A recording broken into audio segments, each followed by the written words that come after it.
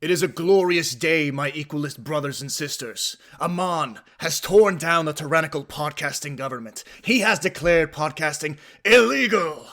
And he has Project Geekology on the run.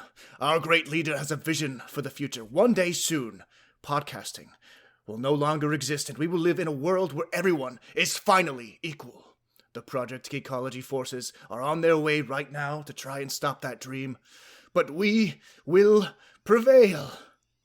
My throat hurts now. I really went all out on that one. But guys, my name is Dakota. I'm one I'm 1/3 of your hosts on Project Geekology. We will not let the equalists prevail this time around. We're gonna stop whatever nonsense they got going. The podcasting government is not being overthrown. We will take it back. I'm joined as always with Anthony, and this week is episode 114, and I don't know if you got that, but we are going to be covering the first season of Avatar: The Legend of Korra, and joining us now, as always, is Rich, and I'm very excited to be here. I'm really, here to represent a man, the guy who gets screwed over, Mako, I don't understand why he's got to be so terrible to his fun-loving brother. I associate with him so much, and I'm here to defend him on today's episode. I am against love triangles, and I'm very scared because there are 3 of us on this show, so hopefully, unlike everybody in The Legend of Korra, we can stay out of a love triangle. I think we can manage that. Yeah, actually, it's like a love square for them. Yeah, yeah. Yeah, and it only keeps going as the show goes on. I don't want to start talking spoilers if you guys haven't seen the further seasons, but yeah, the love does not stop there.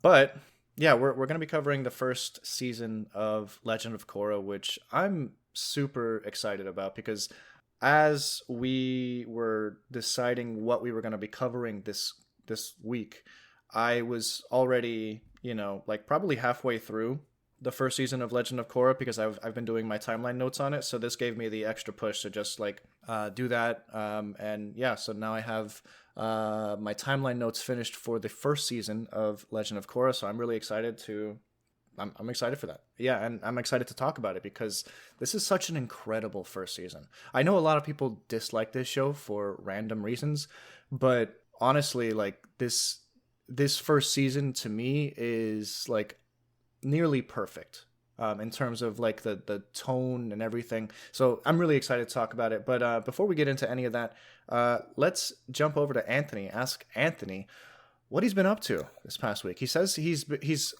fallen down the deep end on something. I don't know what. He has not told me yet. Oh yeah. So Dakota, you had talked to us about you had started watching, or no, you hadn't started watching. You've been watching, The White Lotus. So I finally started to hop into that rabbit hole. Okay, yeah, it's a crazy show. Yeah, it's interesting. But I'm on the first season, and there's several characters that are kind of ridiculous. But I can already tell that Jennifer Coolidge is gonna be she's kind of crazy a little bit, from what I've seen so far. But what I like about White Lotus is that there are very few people in any of the seasons that are genuinely good people or people that you're actually rooting for. And it really digs into the hypocrisy that everybody has, everyone has some sort of hypocrisy that they add that they bring to the table. And sometimes that gets exacerbated when on vacations, that those insecurities or those issues that you have, you bring them with you. And when you have, a bunch of those crazy people, it leads to, some really tense times and potentially dangerous times. So yeah, that's what I like about White Lotus is it's the most stressful hour of television every week. But it's so good. It's so fun. And you anyway, I don't know. But what's also great about it is that if you jump into the second season, it's a completely different cast. There are some through lines, but yeah, yeah. Yeah. So I was like, I had to share this with you. I mean, you and like a few other people have been like telling me like, yeah, you need to get in on the show. So It's the HBO show right now. yeah, yeah. So and then also something pretty big as of recording. It is Wednesday, March 26th. Today was my last day at my current job. Ooh, that's what I'm talking about, bro. Yeah, I have a couple of PTO days. Like, thankfully, like I still work for the same company, so like that PTO all like it's the same. It maintains. So like technically, I'm still like with my job, but not like really with them. Like I did all of my like final like I gave them my You're keys. I gave you them might as you well know be like going to a different job, because even though right. it's under the same company, you're working with entirely different people doing entirely different things. Exactly. Yeah, I'm gonna be working from home.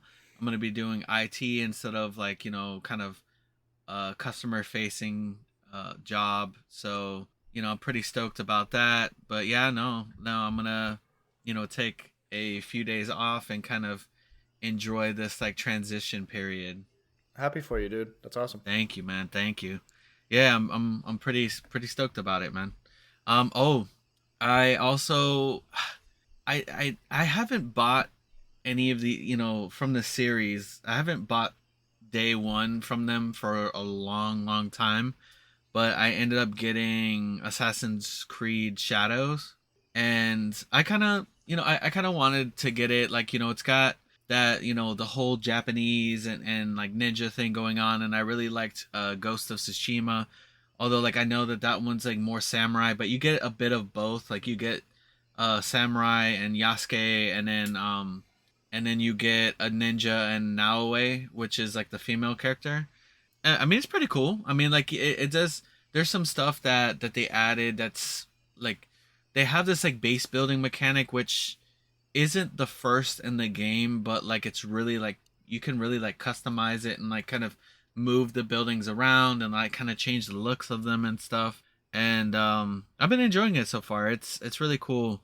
The one thing that I'll say that I don't like about this game that like the like that these last like handful of Assassin's Creed games have been doing is like they have this whole like RPG element to it. Like, the enemies have levels to them, and then you have to have like a stronger sword. And I just feel like for this type of game, it just doesn't really work well for me. Yeah. Oh, that's interesting. So no, Yeah, because but the first couple, I haven't played in a while, Assassin's Creed games, but like at least the first 5 or 6, everyone was kind of like the same level, and it was all about your growing skill that right. affected the gameplay. I think it was around Assassin's Creed Odyssey that they started to like kind of do that. I don't remember if there was any games before then. There might have been, but like I remember that one actually having it in it, and it it's like it almost like kind of takes away the whole like stealth aspect of it, because like there's enemies that like if they're like a higher level enemy, and like I have to like get in a few more hits to like kill them and stuff. But it's like not because they're like heavily armored. Like some of them are, but like some of them are just like higher level, and it's just I don't know, it's weird. But I mean, aside from that, like I've been enjoying it. I think it's a pretty fun game. I'm not super far into it. I think I'm about 10 to 15 hours into it. So Okay. it's and those I games are want to get long. it. Yeah, no, I actually really want to get it. Especially after today, because like, or it was yesterday actually. The Assassin's Creed Twitter account ratioed the heck out of Elon Musk. It was brutal. Yeah, no, it I was didn't read it, but I heard that they like did something. eviscerated. They eviscerated Musk. Anyway, yeah. So someone was saying something about a Twitch streamer named Hassan playing Assassin's Creed, the new one, and Elon Musk goes, he's a sellout. Objectively, he is promoting a terrible game just for the money. And that tweet got 33,000 likes. But then the Assassin's Creed account posted, "Is that what the guy playing your Path of Exile 2 account told you?" Because I don't know if you had heard, but like he pays people to play games for him so that he shows up on like the top leaderboards. Like he's done that for a couple games like Diablo and all that. That's crazy. And Like- that was recently found out. So Assassin's Creed said, "Is that what the guy playing your Path of Exile 2 account told you?" And like that tweet, so Elon's tweet got 33,000 likes. The Assassin's Creed one got 660,000. So it's by far the biggest ratio that Elon Musk has ever gotten. That's it's actually crazy. yeah. So I'm actually What's like, the point of that? Like why? Like I don't like. For me, I mean, grinding up to leaderboards. I mean, it's a fun thing, but like, I mean, it's no fun in it. Like you're not enjoying the game. No, I 100% agree. And basically, I think that Elon Musk just wants to be liked. And I think that's his ultimate goal in life, is to be liked. But a lot of people dislike him because of, he's kind of weird. Anyway, so yeah, I do want to play Shadows. I think that actually does look fun. So yeah, I'm excited. Yeah, definitely. I would get into it. You should. I don't have a whole lot that I've been doing this week. Did you have? Wow, thank you just for just completely taking over the set. No, I didn't have anything else that I wanted to cover or anything. So okay, so I'm gonna abscond with the rest of your time. Yeah, no, I don't have much going on this week either. I feel kind of lame actually. I'm thinking about like, what did I do? And the answer is not much. Yeah, not much. But I did grab there's a new Avatar: The Last Airbender comic, which is very timely because we're covering an Avatar TV show. This is not a Legend of Korra comic though. It's like a continuation of the Avatar: The Last Airbender storyline called Ashes of the Academy, and it's basically in previous Avatar comics, Zuko has found his mother after the show has concluded. He finds his mother, and he also finds that she's had another daughter, with someone else that she fell in love with. This daughter becomes is now invited over to the Fire Nation now that she's no longer on the run, Zuko's mother, and she joins the academy when she turns of age, like the Fire Academy. So it kind of goes like into like all the like corruption that was like still in the Fire Academy, and I haven't read it yet, but I'm excited to. And it basically follows Zuko and Mei as they kind of like kind of like rekindle their love there, and shows more about like Zuko's younger sister, which is kind of cool. So I'm excited to read that. It's called Ashes of the Academy, and yeah, it just came out this past week. Yeah, we definitely need to get a little bit more of that information, because like there's a character that shows up in this season from Zuko's lineage, and it's like, how did he get to that point? Like, I mean, we can kind of like we can kind of like assume things, but like there's not any definitive, there's not a definitive answer yet. Correct. Yeah. Even I think after, we still don't know. Even going past into, like the Korra comics that come out after the series takes place, we don't know who Zuko marries and, how that lineage continues. But we can speculate. We certainly can. I am going to hand over the rest of my time to Rich. I don't have a lot going on this week, but maybe Rich did. Ooh, well, let's see. I mean,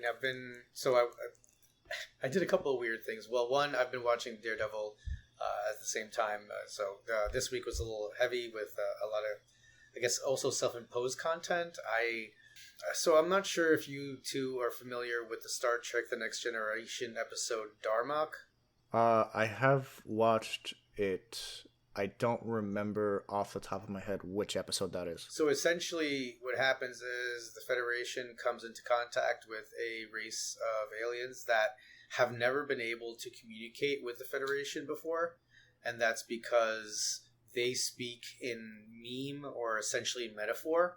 And the problem is that the source material that they're referencing is unknown to Picard. I forgot about that. All right, so yeah, okay. I know as an English teacher, I love this. One of my favorite comics to teach is actually Rocket Raccoon #5, and it's because I think it's Scotty Young. The story is told from the point. So basically, there's a campfire, and there's these scouts that are with Rocket and Groot, and it's Groot's turn to tell the story. And once he starts telling the story, there is no dialogue other than "I am Groot." All the city buildings say "I am Groot." The billboards in the back, everything says "I am Groot." But you still know what happens by the end, and I love that. So, that's really brilliant. I love that eventually, in the episode, the communication does eventually, obviously, come. It's the Star Trek Next Generation episode. The 45-minute run thing where generally you have a problem and it gets solved every week. So it gets solved. So I thought that it's kind of interesting how we've kind of, especially my students, are speaking in memes. Like you just respond with the dog sitting in the little room. This is fine. Everything's burning. Okay, and yeah. They're just constantly using memes to respond. So I actually decided to start using. I rewatched the episode and I started using ChatGPT to help me start developing some sort of lesson that I can actually try in class. So since we have some test prep going on now, but my plan is that when the testing is over, I'm going to pilot this crazy lesson plan of Star Trek The Next Generation and see if I can pull off a coup next year and get to teach Revenge of the Sith and Star Trek The Next Generation in one calendar year. Specifically that one episode of Star Trek? Listen, sir. If I had my druthers, all right, I wouldn't teach anything else but these two franchises.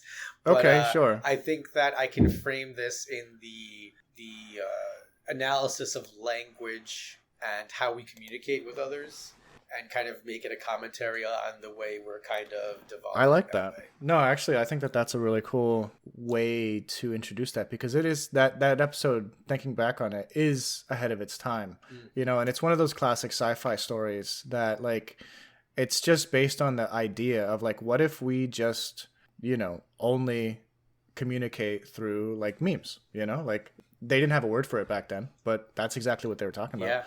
Yeah. That's cool. And that just makes my week sound better than it really is, when most of it was dedicated to playing Major League MLB The Show, and just opining for. By the time everyone listens to this, I will have been happily watching the Mets start their season, hopefully on a positive note, and dedicating the rest of my life and really my happiness to a roller coaster of inconsequential things that happen on a baseball field. Perpetrated by people who don't actually care about me and have no idea that I exist. I'm sure someday they'll know. Go sports. I will say that, like, I do understand, like, what it is to experience, like, a roller coaster of a team. Like, the Miami Heat has been playing, like, pretty, like, terribly lately, but the fact that, like, they've kind of seemed to, like, hit their stride a little bit, and the fact that they, like, destroyed the Warriors with Jimmy Butler on it. I know it's, like, really petty to say, but, like, with the way, in the fashion that he left, which partially I understand, but partially I'm like, bro, like, you kind of, I understand your beef with that dude, but what about the rest of us? We didn't do that to you, So, the fact that, like, we held him at 11 points and blew his team out, that was nice. Excellent. I'm not even a basketball fan, and I knew that was happening, so... I'm not a basketball fan either, and I still have no idea what's going on. Dakota's like, I just know it's orange. Yeah. It took me a while to figure out what exactly was orange, and I'm thinking about the Miami Heat's color. I mean, there is orange. There is, yeah. No, like I do know the logo. That's definitely. No, I'm kidding. I do love a good basketball game. I just don't follow it in the slightest. I actually do follow baseball. That's pretty much it, but only New York teams, basically. Yeah, basically that's the subconscious move of Rich trying to Get Yeah, Dakota. Yankees, Dodgers, and Mets. The classic trio of New York teams. Everyone's a big fan. But yeah, no, I think I steer us off the ship every week with the baseball talk. Once the season starts, guys, listen. All right, I will tell you next week's episode. You'll hear me talk about my excitement of going to the first game at home, and then after that, it'll be old hat. All right, it'll be every weekend. It won't even be a new thing. I won't even mention it. But right now, it's just it's the North It's Star. the excitement that's building. Yeah. Yeah, once they start. Oh, I'm sorry. No, once they start losing again, and I realize that they're actually the Mets, and I deluded myself, I'll fall back, But this is what it is to be a Met fan. Your excitement is the highest before the season starts, and if you've watched Family Guy, because damn that show, there's a clip that I hate, and for no reason they had to come at the Mets, and it's like, all right, it's the first game of the season, opening day for the Mets season, and home run, and there goes the season. And it's just like, and I was sitting there like, why'd you gotta do that, man? Why do you have to come at us for? Like, I'm just sitting here watching your show. But that's what it is to be a Met fan. So yeah, it's my life. Wow, that was Good like stuff. you Good and stuff. baseball is like me and Persona, man. This guy with Persona. Look, man, and then but I kind of feel your pain with the whole like Mets thing. You're trying to get Dakota into Mets. I'm trying to get Dakota into Persona. He's just very resistant. We'll wear him down, guy. Yeah. One of these days. I actually do attend more Mets games than Yankee games, just because one of my brother-in-law's friends has season tickets, and just he's rich, so he always not his name is not Rich. He has wealth, so he's always buying us tickets. But yeah, so I do have a good time with that. But if you're gonna really be a baseball fan, you can't have such a narrow-minded view, Sure. of baseball. Yeah. You have to kind of accept all sides. And that's exactly what I do. So even if I'm going to a Yankees game and I'm a Yankees fan, if the other team performs a play that is incredible, I'm 100% on board for that game. Gotcha. Yeah, I'm 100%. If the other team is playing better, good on them. Wow. They deserve to win. I would say that's commendable, sir. I would say that I devolved to slurs and epithets. No, not really, but I actually do. I actually get excited when I see a really good play. It's great when it's my team, but if it's not my team, I'm just like, I like that guy. That was pretty cool. You'll see that more often at Citi Field this year, I think, than you will at That's Stadium. That's a good point. Yeah. Reeling him in. Dang. All right. Let's jump into our topic of discussion for this evening.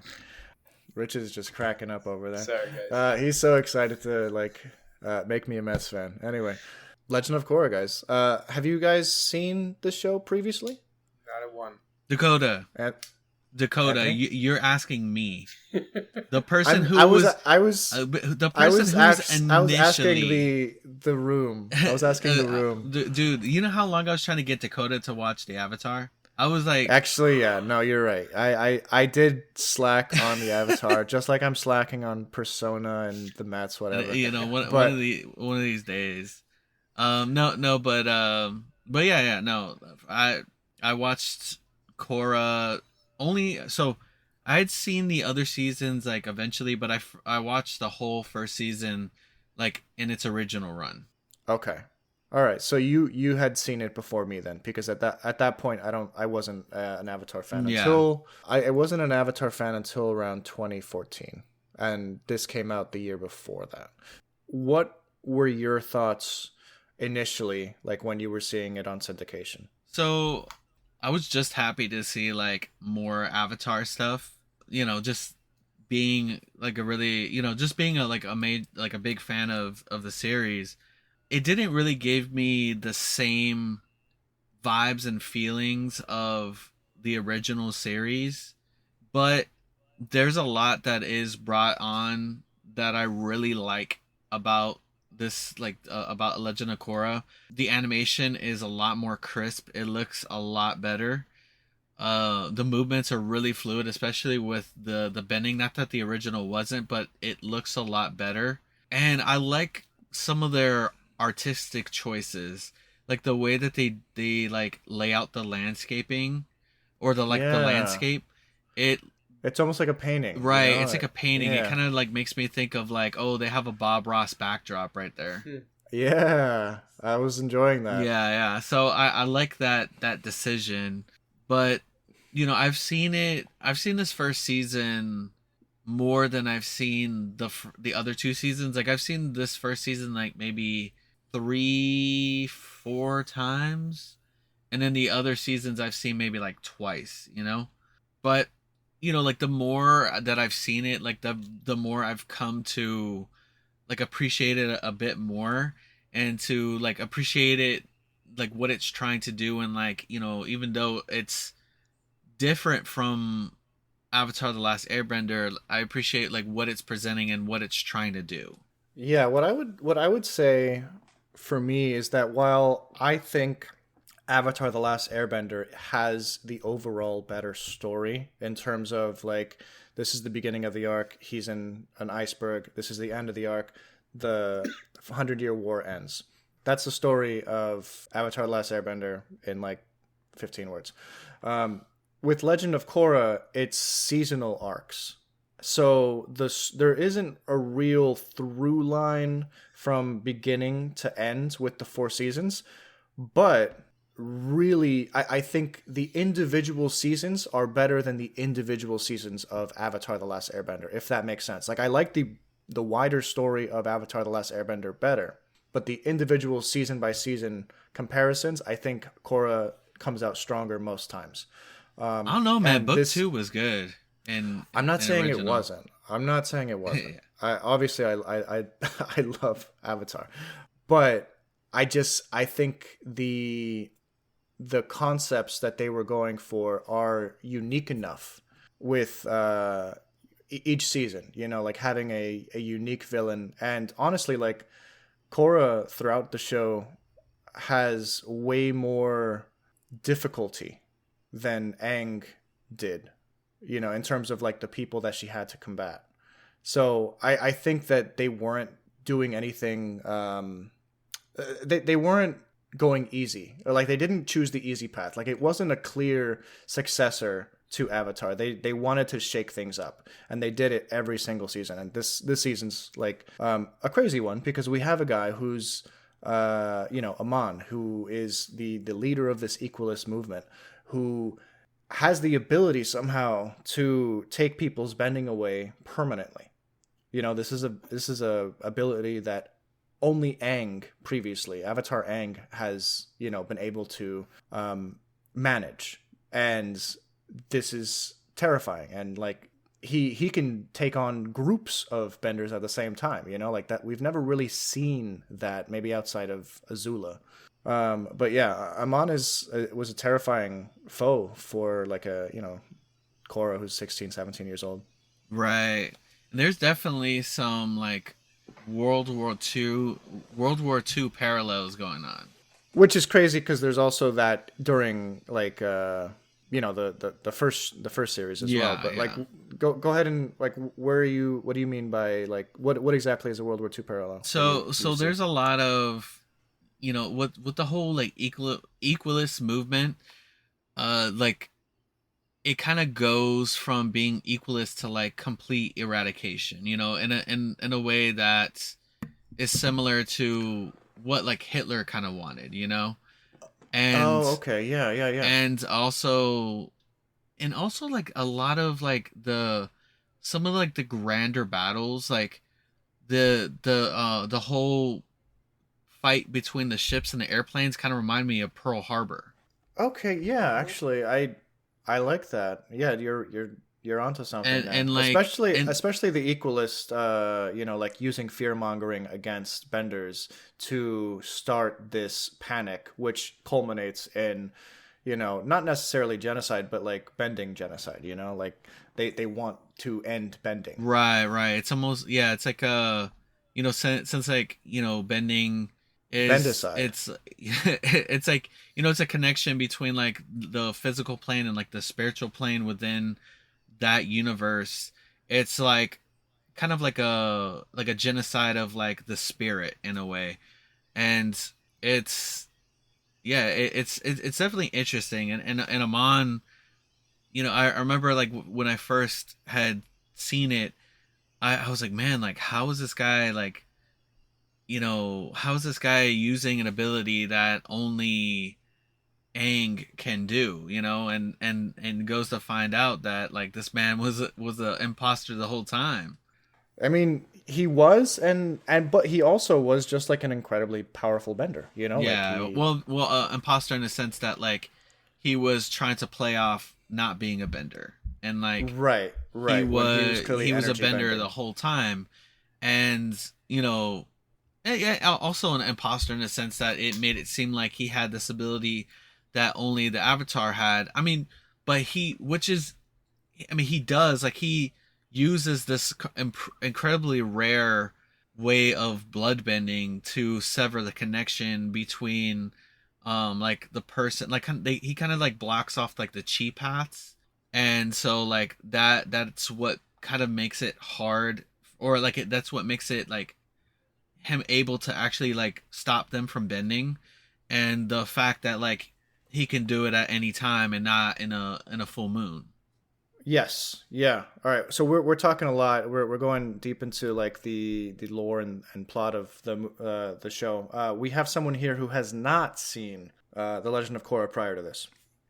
Rich, Yes. jumping over to you. Yeah, so I entered, unlike last week when we entered into Dungeons and Dragons, I had no idea what was in for. I knew more of what I was in for. I'd never seen Korra, but I've seen enough Avatar. It was difficult because like, I think every time that it's been happening is like my family starts like marathon binge watching. So it's like if I didn't want to sit and watch 4 episodes in a row, then I kind of got left behind. So I know all the characters. I know the broad story beats. I did cosplay as Iroh once and learned a little bit more about him. So I went into it knowing that this was the kind of spin-off series of Avatar. I did have I didn't look at Rotten Tomatoes or anything, but I know that my son Charlie does not like Korra as much as Avatar. So I just knew that going into it. Now he's 10, and he probably first watched Avatar when he was 5, and then I think rewatched it again in its entirety when he was 8. So I don't know if age range has to do with it. So that's kind of going into it what I kind of had with me, my baggage or whatever. So overall, from the beginning to by the end, I will say that I started this first episode of the second season. All right, so I wanted to know more. So there are parts that I'm enjoying. I did briefly mention it as a teaser at the beginning.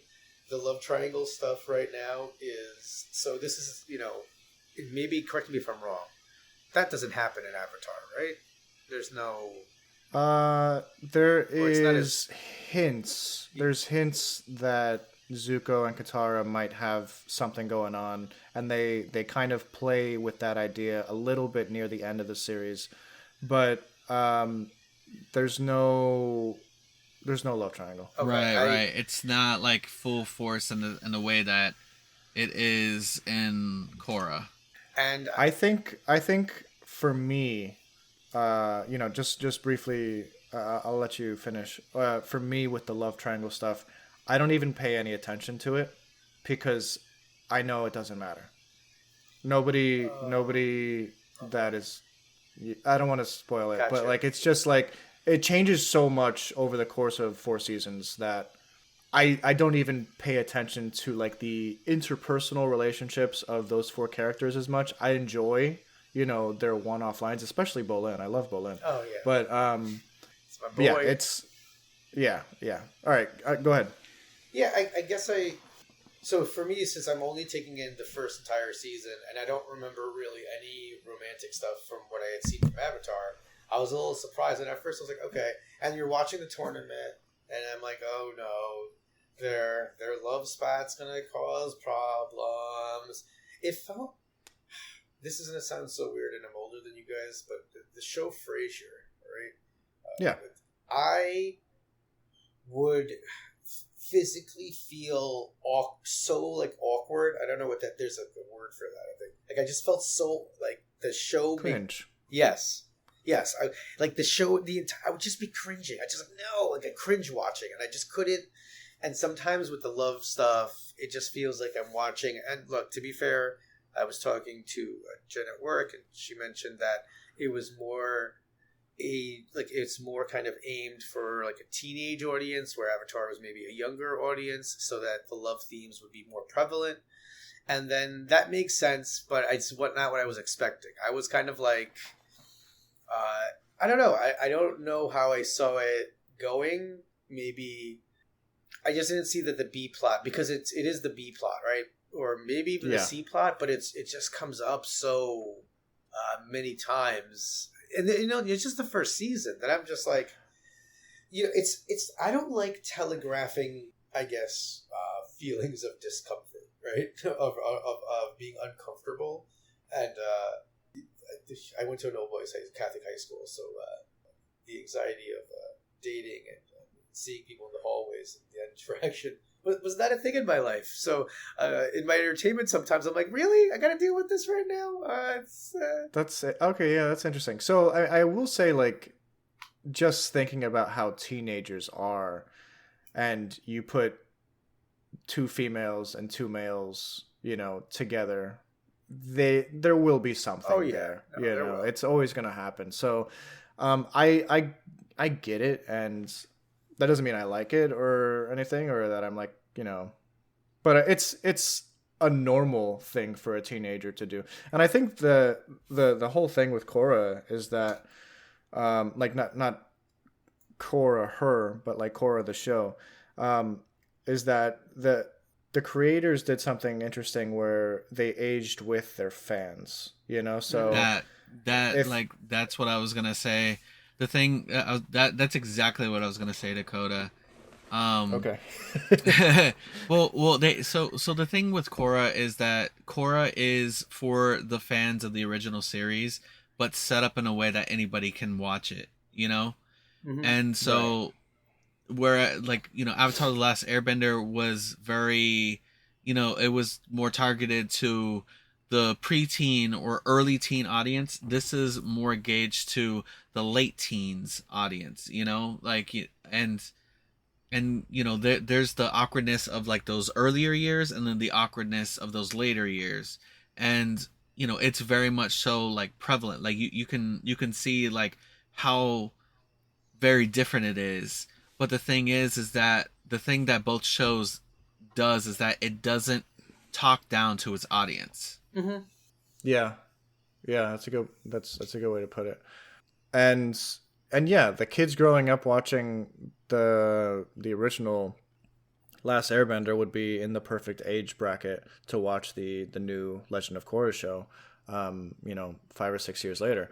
So I give the show a pass on certain things, the love triangle stuff and some of the humor, because a lot of the themes in this are heavier than the average theme in, like, generally speaking, there are huge, like powerful themes within the Last Airbender, that they touch on, but they do it in a way where it's more cartoony, so they're able to get away with a bunch of stuff in the Last Airbender because and aimed towards children because it's in a cartoony way. And I think that that's part of the genius of Avatar: The Last Airbender. You can incorporate real life themes, or like war themes or terrorist themes, or doing the right thing against your family's wishes themes, stuff like that you don't normally see in a kids cartoon, but they can get away with it because it's cartoony, it's funny, it's got a lot of humor. With The Legend of Korra, they try to do that a little bit with characters like Bolin and stuff, and I love Bolin, but a lot of times it's just comedic irony, like for the sake of it. It's just thrown in there. So and the themes are more mature overall in Korra, so it feels a little off in that respect, if that makes sense. So I don't know. Yeah.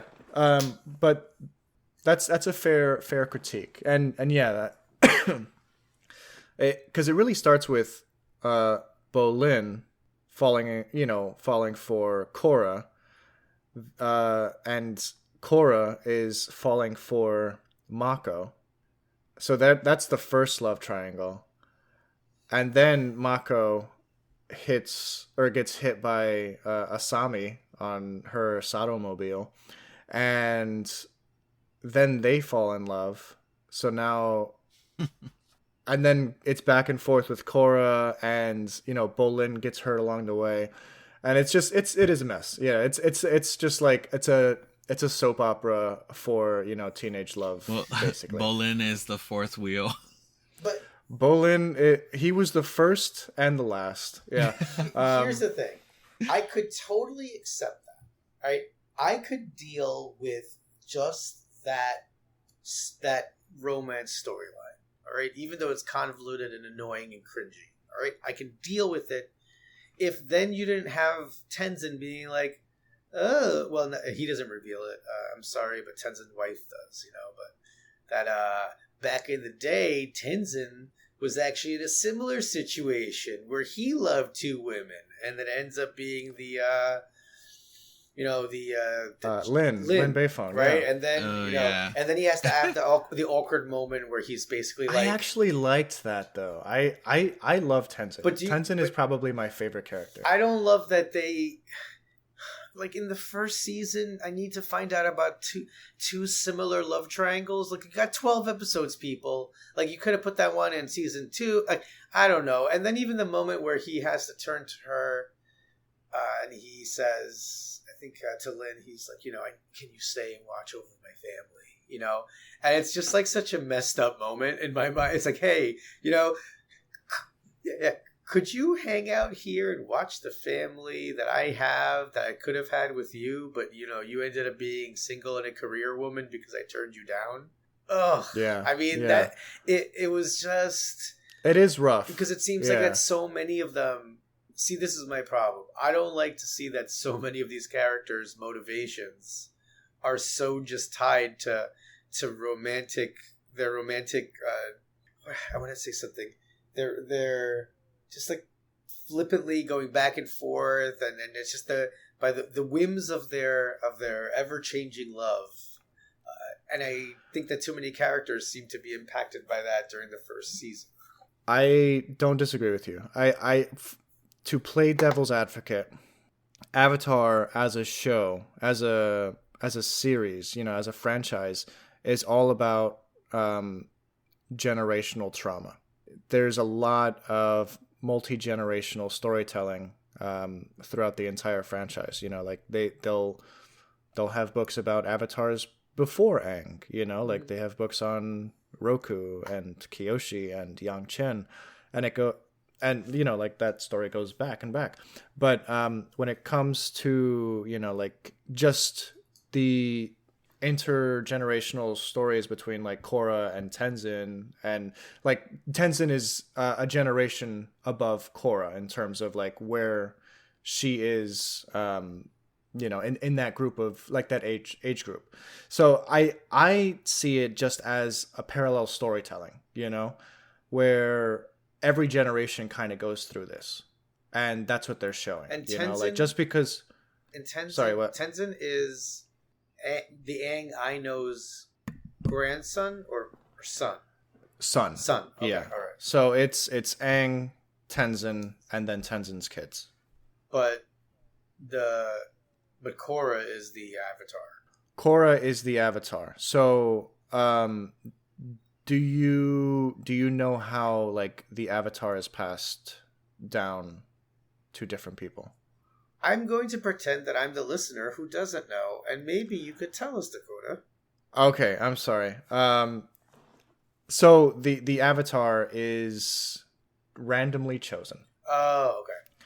Yeah. So I wasn't sure if it Aang, was like the Force where like they're strong, like the Tenzin, the Aang dynasty is strong in the Force. well, at least I would say the Aang dynasty is strong, because he's carrying on the Airbender lineage. Like Tenzin and his three kids are the only Airbenders in the world at that point.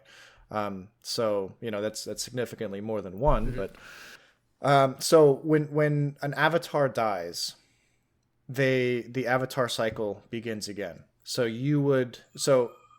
it always follows the cycle of the seasons. So like airbenders are like the fall, waterbenders are like the winter, earthbenders are like the spring, and firebenders are like the summer. So it'll always follow that order when it comes to where, like, which nation the avatar is born into. So if Aang was born into the air nomad nation, the next avatar, once Aang ends, is basically reincarnated into the water tribes. So Korra, while not directly related to Aang, follows that lineage. It's a spiritual lineage, not a physical, genetic one. Wait, you sure it's not accidentally like the grandson somehow like revealed at the end? He's not a Palpatine? Are you sure? No, she's not a Are you Palpatine. sure I promise they're you. not related to just two families in the entire thing? All right, that's weird. Yeah. What do you guys think about like the main team avatar? Like, divorce yourself from the idea of their individual, relationships. But what do you think of Korra, Bolin, Mako, and Asami? Let's start with Anthony. They have good intentions, but they get stopped a lot. They get stopped a lot. Yeah, they don't get very far. They're not at. I will say, like, as a team, they are not as productive as Aang's team avatar. Like, they never are. Like, they will never be the original team avatar. But I do love each and every one of them for different reasons. My favorite part was like they're like going onto a base and like Asami's like, why are there posts but no fence, and they walk like right through it and they get electrocuted. That's good. It's like Yeah. in a way it's like, Asami, this is your father's base. Like, try to think like him a little bit, you know? Yeah, yeah. Who's your favorite character of the four, or how would you rank them? Ooh, that's tough. And likability or like, power. It's I mean, power it would go Avatar, and then probably Mako and Bolin. But yeah, yeah, what yeah, what yeah. likability? Like what grab what? Sorry, I keep saying what. What do you gravitate towards in each character? Like, what are the pros and cons of them? I like I like Bolin a lot. As far as like his likability, he's funny, and he's very loyal, and will help out if need be. But like, he's a proficient bender, but he's not a great one, if that makes sense. Like, at least in this first He season, gets there. He gets there. well, I'm saying like as far as like in this first season, like he's proficient enough to like do pro bending, but it's not until like Korra joins that like him and or her and Mako kind of like carry the team a little bit. I mean, he does his thing, but like they weren't really winning much before Korra, and Right. so, but like likability, and I love his pet, man. Yeah. Yeah. The fire Yeah, ferret. yeah. I like that. Rich, what do you think about Bolin? My favorite, hands down. I Favorite hands down. I think there were actually points. Let's see, the first couple episodes where I kind of disliked a number of characters, and I think that Bolin was kind of what kept me in this. Like I like actually it. Okay. when they went out on the date, when he went out, I was like, man, score one for the good guy, and then they had a good time. I was like, oh man, good for him, So I was super crushed when it turned out that he was just the rebound guy, and Yeah. it's not like I had some PTSD coming up. Nothing like that. Nothing at all. Let's Not the let's PTSD. I agree with you guys. I think Bolin is a fantastic character, and he's lovable like throughout the entire series, and just this first season, he's a fantastic character. I have always like really related to Bolin. Not that I'm like the goofy character per se, but just his joviality. I really enjoy. What about Mako, Anthony? Mako, Mako's Hey, almost like Mako. in a sense, like he's kind of like a typical firebender in a sense. Like he's kind of there's like this certain distance that reminds me of like early Zuko, um, without like Yeah, like very stoic almost. right, without like the Tense. Yeah. anger behind it. I mean, maybe a little bit, but like there is like some similarities. I mean, I like as far as like bending elements, like I like him. I like firebending. I think that firebending is the coolest looking element to me. Um, and it I like the fact that they can bend lightning. I just thought that that was like one of the coolest like kind of like sub abilities that you know how like each element has like its ability to kind of like it can evolve into something else. Sure. Yeah. Like that's like one of my favorites. And so but yeah, with Mako, like he's cool. Like his character, um it I guess helps drive some of the like interpersonal like conflicts and stuff. But I mean he's strong. Like he's a good fighter. Rich, what are your thoughts on Mako? This guy's like, I get real Romeo and Juliet vibes. This guy falls in love. So he starts off Rosalind and Juliet, and he can't decide which one.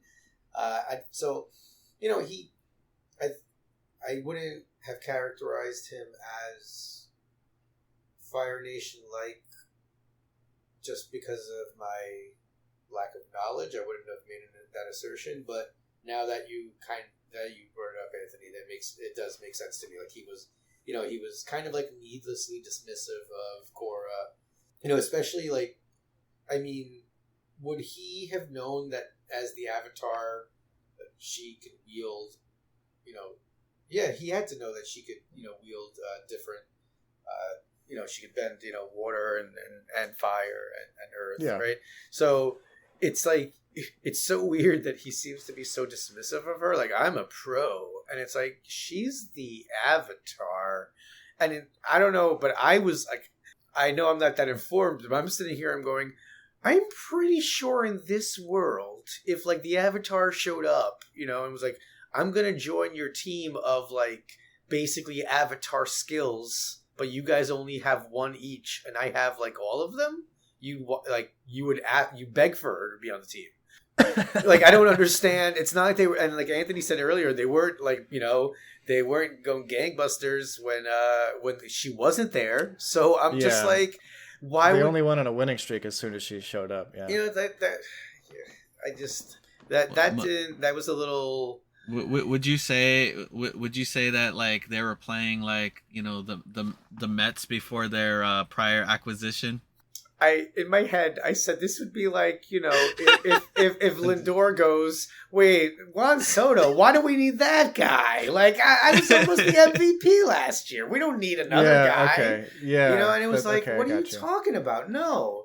So, that was a little bit overstated, but I was able to, kind of deal with that. And it kind of ties into how I felt about Korra because, I did watch a lot of Naruto with my son, and I did see that, this an idea of like the chosen one kind of, you know, and we've seen it's a trope, right? The chosen one's a bit cocky and kind of needs to get knocked down a couple of pegs and is, you know, refusing to listen. I did think it was a little. I mean, she goes like, you know, full like rebellious teen like really quickly when she gets to Tenzin's house. You know, like she starts breaking all the rules off the bat, and it was just like. That's what I said about. I can't put my finger on it. Maybe episode 4 is where I started to feel different. It was towards the maybe end of the tournament, but there was a while where both of them, and it's kind of intertwined. Both of them where you didn't care for Mako or Korra because they were so tropey to me. What's weird is Bolin is just as tropey, but I think I like that. You know, the goofy like. The goofy sidekick guy, like I just love that so much, that archetype so much that I could ignore the patterns I was seeing develop. But I will say that by the end, I'd say almost all of the characters redeemed themselves, with the exception of Masami. Okay, Dakota. Sure. So what are your thoughts on, like, you know, because you've seen Avatar: The Last Airbender, and you know, we understand that you know that's a major like kind of arc, right? And part of that major arcing story is Aang learning to bend the different elements, you know, outside of airbending. But Korra has like an affinity like pretty early on, with the exception of airbending. You know, what were your thoughts like kind of coming into that, like, oh, you know, we have, you know, she's very young and she can, you know, she can water bend, fire bend, and earth bend like at a very young age, younger than even Aang did, you know, even younger than like Aang when he was first told that he was going to be the Avatar, you know?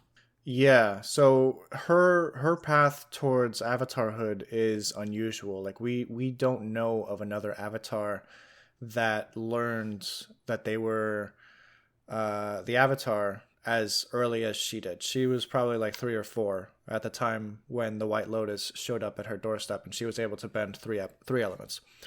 It's an interesting thing. I don't mind it because she is cocky enough that if she wanted to, you know, start moving stuff around, you know, like, and she's confident enough.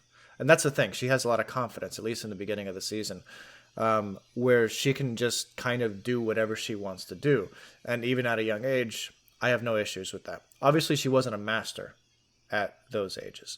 It took her way later than it should have normally taken her to master those 3 elements, because she's 17 by the time she's ready to start her airbending training. Right. You know? Right. Like she had like the very like kind of base foundation there, and then like the training kind of, you know, I guess like filled in like her mastery of the other ones. You know, and I'm not too sure, like, you know, I know that there's, you know, kind of publications out there, but were there attempts prior to that, you know, because, you know, she probably. What do you mean? Attempts prior to that at airbending. I don't know. Yeah, I'm not sure. So airbending is highly connected to spirituality. Yeah. And throughout the entire first season, she doesn't have any affinity for that. She has no desire for it. Right. It's really right. Like, it's really not until the end. Yeah. Right. Like she had to learn how to be like selfless.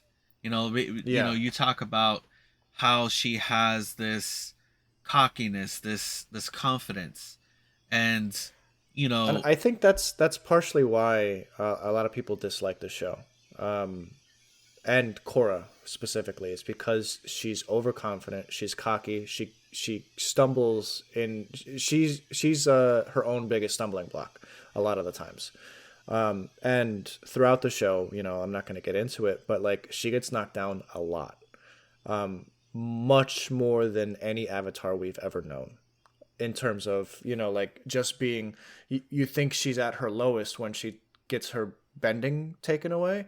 No, it goes way lower than that. You know, like this show like beats her to a pulp. The writers literally did not hold back. They give you the greatest stakes that you can even conceive of throughout the show. And they will like actually like use those stakes to make you know, definitive changes to the overall series. It's an incredibly bold choice of them to do that, because a lot of people dislike that choice. You know, Right. I don't personally dislike it. I think it's really fascinating writing. I think it's and the more I have watched this series, the more I have appreciated like, wow, they really went for this. And you know, like I give them a lot of credit for that. But you know, overall I think with Korra, even though she's cocky and she there's a line that Aang says at the end of the episode, or the end of the season, when she finally gets to commune with her past lives, and she basically, or he basically tells her, when you're at your lowest, that's when the greatest change happens. You know, and we see that throughout not only this season but the rest of the show. And I think that that's a really like, I think it's a powerful message, because a lot of the times, like, you know, we get beaten down, we get fired from our jobs, we, you know, lose a loved one, we, you know, X, Y, and Z. But sometimes we need those events to pick ourselves up and grow, you know? And I think that that is the humbling thing about The Legend of Korra, is that this character is someone who needs to be knocked down before she realizes, oh, I'm not the biggest and baddest in the room. You know, like she thinks she is, but she isn't. So would you say that, like apparently it doesn't get any better for her, because like, isn't the next Avatar like right after her? We don't know timeline wise. Oh, okay. I was gonna say, because isn't it like a post-apocalyptic world, and it's like an Earth, and it's an Earth-bending Avatar. So like that is correct. So yeah. like if this Avatar is after Korra, it's like what happened? What happened to the world became this, like, you know, I'm interested to see information on that. I'm interested to see, like, you know, how that story plays out. And supposedly Korra destroys the world. Like she is the one who did it. So like we don't know what that story is or how they're going to do that. But anyway, Rich, you had something to say. I was talking about Korra. I'm sorry, guys. This is what I bring to the show. I was just trying to say, so what you're saying is that she gets knocked down, but she gets up again? She does. I'm sorry. No, I appreciate that. That was good. Yeah, but you know, I just we're never gonna keep her down. We got ourselves a 90s boy over here. I mean, it's just, you know, St. Patty's Day just passed, and you know, I like to have my whiskey drink. I like a vodka drink. I like a lager drink. You know, I like the songs that remind me of the good times. That's fair. I love it. Really quick, let's talk about Amon, the Equalists, and Tarlok. You know, like they swerved me so good. I was so angry, but then so happy at the end. Wait, why? All right. What happened? So right away, I mean, and I know everyone must have thought something, right? But is it Talkman? Tarlok, right? So, right, like you meet Tarlok, and you know he's all about the task force or whatever, and you know he's trying to get Korra. He's underhanded and he's sleazy. He's a politician, and I'm sitting there, and then Amon comes out, and I'm like, oh, that's the same guy, right? That's the guy, right? Nobody's ever seen them in the same room. Yes, that's what I was just like, until I see them in the same room. And then, you know, episode upon episode upon episode passes, you know. And then there's that whole sequence where Tarlok is totally like, yeah, let's shut down the finals. We can't do this. It's not safe. But then, like, he's convinced to open it up again. And I was like, that's when I was like, oh, no. What a conniver. That's Amon. I'm like, that's gotta be him. What's interesting is I never made that connection like my first time around. I probably might have, you know, if I had watched it like now, but that's interesting. I like where your head was at, because that's clearly what they were at least trying to and hit, then they put him in like the same room, and I'm like, no. But then it's like, wait, you were kind of right because it's his brother,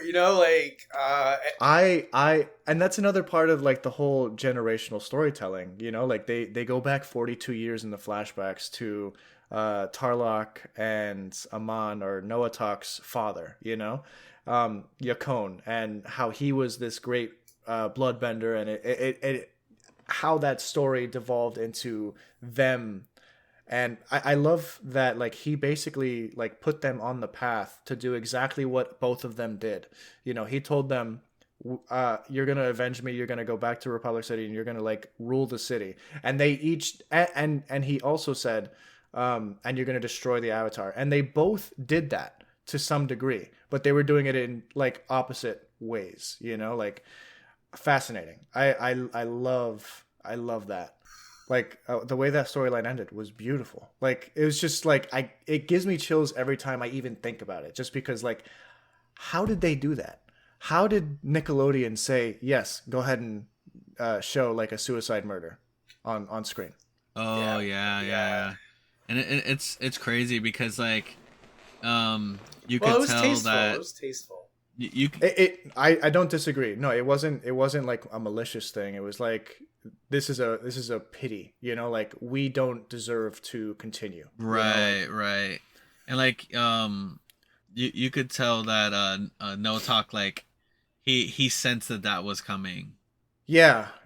And that's a really good point, actually. And you're right, he did sense it, because he's such a good bloodbender that they said that he was able to like feel the like what other people were doing. Like that's why he was so good against other benders. He was able to feel their movements.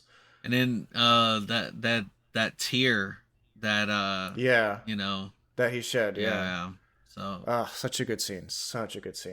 It's our our podcast is coming to a close, but I feel like there's so much I want to say still. Tenzin, Aang's son, has such a fantastic and cool grasp on airbending. Like, I love the animations of Tenzin. Yes. The way that he moves, the way that he uses airbending. He has like an airbending wheel that like he like spins around on, and it's so sick. Yeah, his like movements are very like kind of Shaolin monk like, Yeah. And it looked so good. And that's what I was saying about like, the animation and like how it beautiful. Looked a lot more crisp, and like the movements of the bending looked really good, like, for a lot of them. And I love that, metal bending is now like a wide thing now. It's a widespread thing, and like, we witnessed the initial use of it with Toph. The birth of metal bending. And it's cool that she was like the one that kind of just established all of this. And I love the flashback with Aang and Toph. And she calls him Twinkle Toes, and he's like, Toph, I'm 42 years old. Can we stop with the nicknames? And she's just like, not likely, or something like that. But she goes, afraid not. Yeah.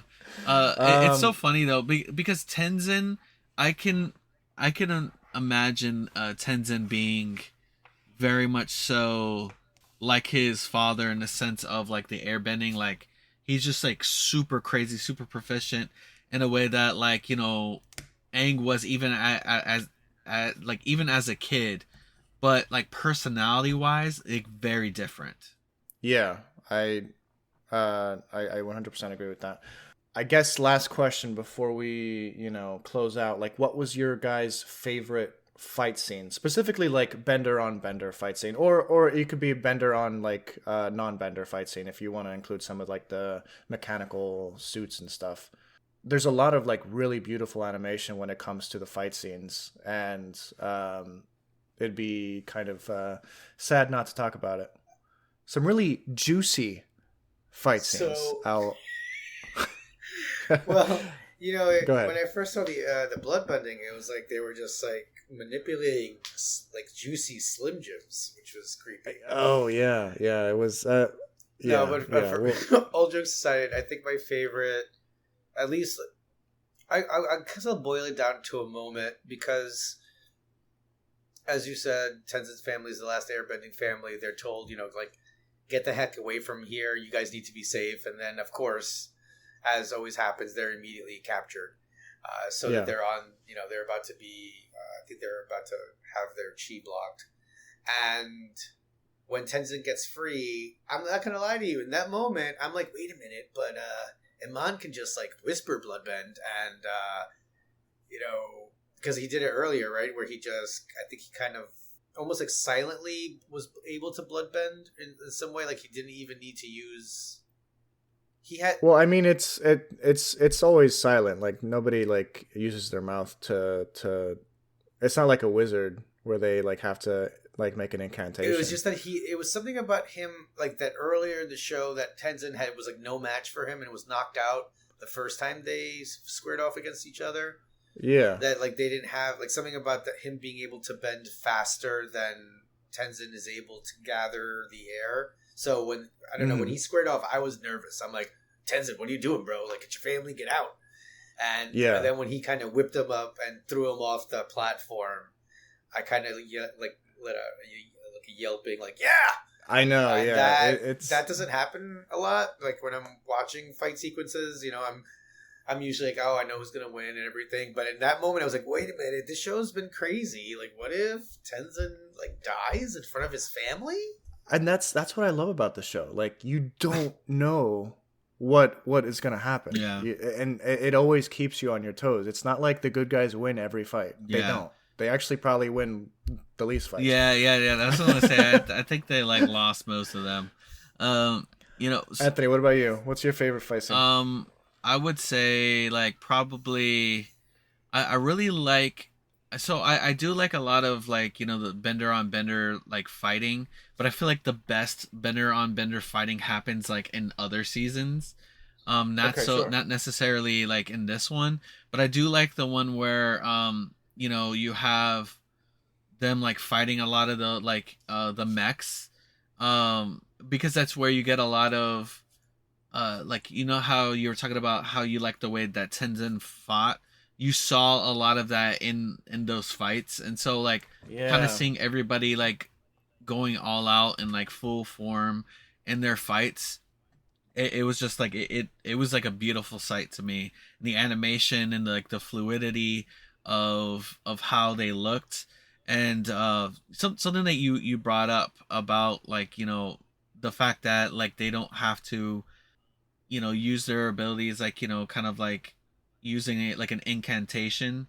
I like that Avatar like Korra and the Last Airbender don't use that trope. That's used a lot in anime. Like like you have like One Piece where he's like Gum Gum, or like Naruto Dragon where they Ball say Z. Fireball Jutsu or something like that. I like that it's all in, I like that it's all in the movements. Yeah, 100%. Yeah, no, I think that's fantastic. It's because it mimics like real world fight styles. Exactly. Yeah. So my personal favorite fight scene is when Korra like leaves her home like late at night to like visit Tarlok to like release her friends from prison. That fight scene always like gives me chills, like because they slow down how like he's throwing ice shards at her. She's like rotating the wall behind him. It's such a visually appealing fight. Yeah. That whenever it's like one of those scenes that I always have to like lean forward when I'm watching. Like it grabs my attention 100%. And there's so many great fight scenes throughout this show. I love it. But yeah, this one always like stands out to me as like a very strong animated fight. Dakota has to like stand up while watching that one. Yeah, I'm like the dad who like walks into the room and has to watch like 20 minutes of TV standing up. Yeah, and then like the kid's like, sit down. He's like, just doesn't sit down. Just stands next to the TV. Yeah, that's good. Guys, any final thoughts?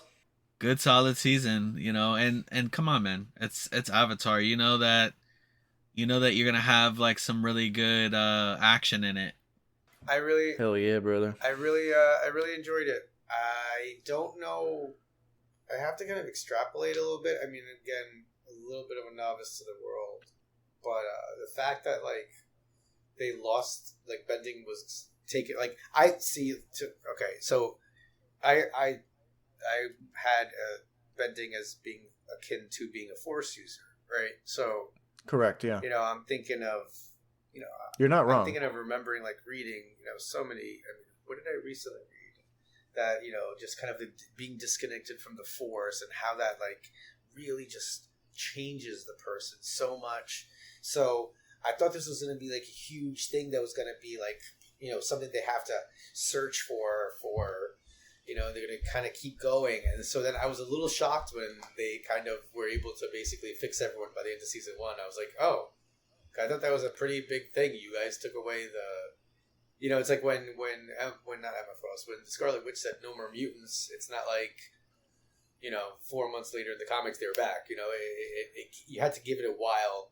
So I'm guessing something much bigger must happen. But in my view of things, like taking bending away from someone is ginormous. Like, how can you get worse than that? But I guess I'd have to find out. Right. Yeah. Right. So the way that Amon, and it's a little bit of like what I was saying, was that Amon was using blood bending to like sever like chi connections, but like the Avatar, when they do it, it's on a deeper level. It's like it's like on a spiritual level, Okay.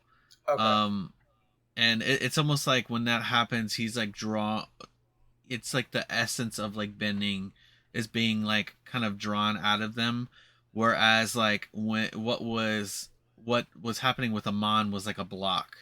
So it was like he snipped their capillaries that led to their bending power. Sure. Yeah. Was it they oh my gosh, what is it called? When you said snip, it made me think of the other snip. Oh, vasectomies? Yeah, it So was like a vasectomy? bending vasectomy. Speaking of pretty much. vasectomies, why don't you guys snap it to a Slim Jim, But- which is our Oh branded my God. sponsor. No, they didn't, no more they Slim didn't Jims. sponsor us this week. They didn't. They actually unknowingly like sent a sponsor cease. us. They sent a cease and desist. Actually, like they don't want anything to do So with we us. moved on to Big Boys Beef Stick. Big Boys Beef Stick, the #1 beef stick of Project Ecology. So we have to go back to the fajitas and chili. Yeah, I was actually at Shake Shack the other day, and I had a really juicy burger, and it kind of did remind me that I would like you, the listener, to give us a really juicy review. Like specifically, Anthony, how many stars do we need? We need 5 stars. Just like at Shake Shack, it needs to be a juicy 5-star sandwich. I mean review, not sandwich.